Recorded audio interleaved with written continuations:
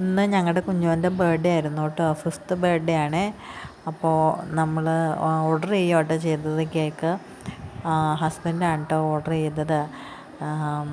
Red വെൽവെറ്റാണ് cake വരുന്നത്. ചെറിയൊരു കേക്കാട്ടോ മേടിച്ചത്. ഒരുപാട് വലിയത് മേടിച്ച് കഴിഞ്ഞിട്ടുണ്ടെങ്കിൽ പിള്ളേർ ചുമ്മാ മധുരം കഴിച്ചേ വയറുവേദനയൊക്കെ കൂട്ടും. അപ്പോൾ അതുകൊണ്ട് ചെറിയ കേക്കാണ് ഓർഡർ ചെയ്തത്. അപ്പോൾ അത് കേക്ക് തുറന്ന ഒരു ഭാഗമാട്ടോ കണ്ടത്. വലിച്ചു കുറയ്ക്കുക കേട്ടോ ചെയ്തത്.